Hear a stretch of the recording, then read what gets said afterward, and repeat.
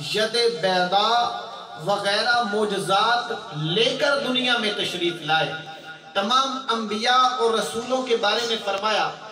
جاؤ بالبینات والزبر والکتاب المنیر، کہ وہ انبیاء اور رسول روشن نشانیاں، صحیفے اور چمکتی کتاب لے کر آئے۔ الغرض جو بھی آیا دلیل یا دلائل لے کے آیا، معجزہ یا معجزات لے کر آیا، لیکن نبی کریم صلی اللہ علیہ وسلم کی یہ شان ہے کہ آپ ایک یا زیادہ دلیل یا دلائل لے کر نہیں آئے، بلکہ معجزہ معجزات لے کر نہیں، آپ کی باری آئی، رب نے فرمایا یا ایھا الناس قد جاءکم برہان من ربکم، کہ اے لوگو تمہارے پاس تمہارے رب کی طرف سے روشن دلیل آ گئی۔ اب نبی کریم صلی اللہ علیہ وسلم سراپا معجزہ ہیں، سر سے لے کر پاؤں تک تنویر ہی تنویر ہے، گفتگو سرکار کی قرآن کی تفسیر ہے۔ ارے سوچتی تو ہوگی دنیا مصطفیٰ کو دیکھ کر کہ وہ مصور کیسا ہوگا جس کی یہ تصویر ہے۔ حضور سر سے لے کر پاؤں تک معجزہ ہیں، آپ کے منہ مبارک معجزہ، آپ کی پیشانی مبارک معجزہ، آپ کی آنکھ مبارک معجزہ، آپ کی بینی مبارک معجزہ، آپ کا چہرہ مبارک معجزہ،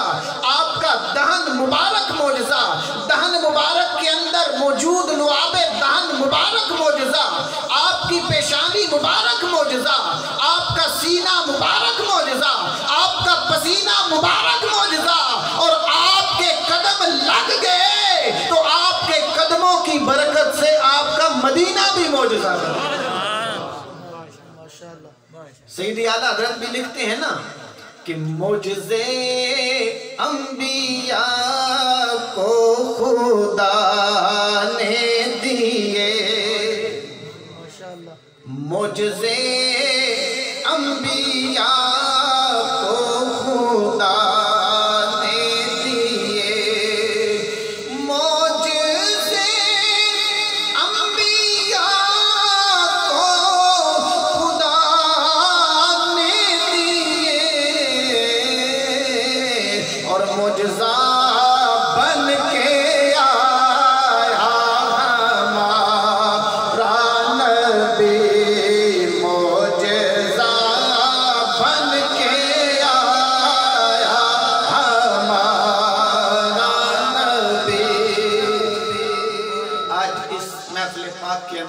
میلاد شریف کے عنوان سے محفل پاک انعقاد پذیر ہے، تو اس میں انشاءاللہ ہم حضور نبی کریم صلی اللہ علیہ وسلم کے کچھ معجزات سن کے اپنے سینوں کو عشق رسول کی لازوال دولت سے مزید منور کریں گے انشاءاللہ۔ حضرت جابر رضی اللہ تعالی عنہ بیان فرماتے ہیں نبی کریم صلی اللہ علیہ وسلم کی یہ شان ہے کہ اللہ پاک نے آپ کے مبارک جسم میں قدرتی طور پر خوشبو عطا فرمائی۔ حضرت جابر فرماتے ہیں کہ جب نبی کریم صلی اللہ علیہ وسلم کسی راستے پر تشریف لے جاتے، کوئی تلاش کرتے ہوئے آپ کے پیچھے چلتا، تو فرماتے ہیں کہ اس کو کسی سے پوچھنے کی حاجت نہیں پڑتی تھی، بلکہ راستے ہی بتا دیا کرتے تھے کہ مدینے والے مصطفیٰ اس طرف تشریف لے کر گئے۔ آپ کے مبارک جسم کی خوشبو سے پتہ چل جاتا تھا، آپ کے مبارک جسم کی، یا یہ فرمایا کہ آپ کے مبارک جسم سے آنے والے مبارک پسینے کی خوشبو سے پتہ چل جاتا تھا کہ ہمارے آقا کریم صلی اللہ علیہ وسلم اس طرف تشریف لے کر گئے ہیں۔ عرصہ ہوا طیبہ کی گلیوں سے وہ گزرے ہیں، عرصہ ہوا طیبہ کی گلیوں سے وہ گزرے ہیں، اس وقت بھی گلیوں میں خوشبو ہے پسینے پسینے، اس وقت بھی گلیوں میں خوشبو ہے پسینے۔ نبی کریم صلی اللہ علیہ وسلم کی یہ شان ہے، سنن دارمی شریف کے اندر موجود، کان رسول اللہ صلی اللہ علیہ وسلم یعرف باللیل بریح الطیب، کہ جب رات کا وقت ہوتا نا تب بھی نبی کریم صلی اللہ علیہ وسلم اپنے مبارک جسم کی مبارک خوشبو سے پہچان لیے جاتے تھے۔ ایک مرتبہ نبی کریم صلی اللہ علیہ وسلم آرام فرما رہے تھے، آپ کے مبارک جسم سے پسینہ آ رہا تھا۔ حضرت ام سلیم رضی اللہ تعالی عنہ وہ مبارک پسینہ جمع کرنے لگی۔ نبی کریم صلی اللہ علیہ وسلم کی آنکھ مبارک کھلی، دیکھا، فرمایا اے ام سلیم یہ کیا کر رہی ہیں؟ عرض کرنے لگی یا رسول اللہ ھذا عرقک، یہ آپ کا مبارک پسینہ ہے، نجعلہ فی طیبنا، ہم اس مبارک پسینے کو اپنی خوشبو کے اندر شامل کریں گے، ملائیں گے، وَهُوَ مِنْ أَطْيَبِ الطِّيبِ، اور آپ کا یہ مبارک پسینہ کائنات کی بہترین خوشبو ہے۔ صحابہ اکرام کا یہ دیکھیں نظریہ، کہ آقا کے مبارک پسینے کے بارے میں یہ نظریہ کہ کائنات کی بہترین خوشبو ہے۔ پتہ چلا صحابہ کا بھی حضور کے بارے میں یہی ذہن تھا کہ ہمارا آقا ہمارے جیسے نہیں ہے، آقا کی شان تو بہت بلند ہے، کوئی مثل مصطفیٰ کا کبھی تھا نہ ہے نہ ہوگا، کسی اور کا یہ رتبہ کبھی تھا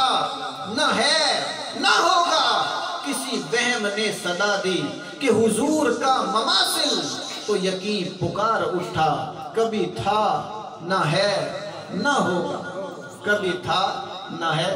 نہ ہوگا۔ ایک نادار صحابی رسول حضور نبی کریم صلی اللہ علیہ وسلم کی بارگاہ میں حاضر ہوئے، عرض کی یا رسول اللہ میری بیٹی کی شادی ہونے والی ہے مگر میرے پاس خوشبو کا انتظام نہیں ہے، یا رسول اللہ آپ میری مدد فرمائیں۔ اب دیکھیے صحابہ کا انداز کہ اگر خوشبو بھی چاہیے حضور کی بارگاہ میں حاضر ہو جاتے ہیں، کسی کی آنکھ نکل آتی ہے تب بھی حضور کی بارگاہ میں حاضر ہوتے ہیں، آقا اس کو آنکھ عطا کر دیتے ہیں، کسی کی پنڈلی ٹوٹ جاتی ہے حضور کی بارگاہ میں حاضر ہوتے ہیں، آقا کریم اپنا مبارک لعاب دہن لگا کے اس کو فوراً درست کر دیتے ہیں۔ کسی کو خوشبو چاہیے تب بھی حضور کی بارگاہ میں حاضر ہو جاتے ہیں، عرض کرتے ہیں یا رسول اللہ صلی اللہ علیہ وسلم میری بیٹی کی شادی ہونے والی ہے، خوشبو کا انتظام نہیں، آپ میری مدد فرمائیے۔ نبی کریم صلی اللہ علیہ وسلم نے اپنی مبارک کونیوں سے اپنا مبارک پسینہ پونجا، بوتل میں ڈالا، اور ان اپنے پیارے صحابی کو وہ اپنا مبارک پسینہ خوشبو کے طور پر عطا فرما دیا۔ اور صحابی وہ بھی صحابی ہیں نا جی، پر وزن نہیں ہے، انہوں نے بھی وہ لے لیا۔ حضور نے فرمایا کہ تمہاری بیٹی اس کو خوشبو کے طور پر استعمال کرے۔ انہوں نے لے لیا، لے کے چلے گئے اور اپنی بیٹی کو وہ حضور کا مبارک پسینہ خوشبو کے طور پہ عطا کر دیا۔ اب انہوں نے جب وہ حضور کا مبارک پسینہ خوشبو کے طور پر استعمال کیا، حضرت ابو ہریرہ رضی اللہ تعالی عنہ آپ بیان فرماتے ہیں کہ ان سے اتنی خوشبو آئی کہ وہ خوشبو ان تک محدود نہ رہی،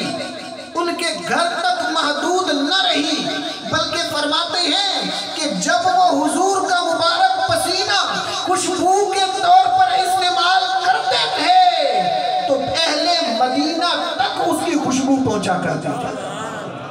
یہاں تک کہ وہ گھر ہی خوشبودار لوگوں کا گھر مشہور ہو گیا۔ تیرے خلق کو حق نے عظیم کہا، تیری خلق کو حق نے جمیل کیا،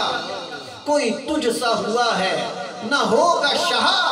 تیرے خالق حسن و ادا کی قسم، وہ ہے مرتبہ تجھ کو خدا نے دیا، نہ کسی کو ملے نہ کسی کو ملا کہ کلام مجید نے کھائی شہا، تیرے شہر و کلام و بقا کی قسم، تیرا مسند ناز ہے عرش بری، تیرا محرم راز ہے روح امین،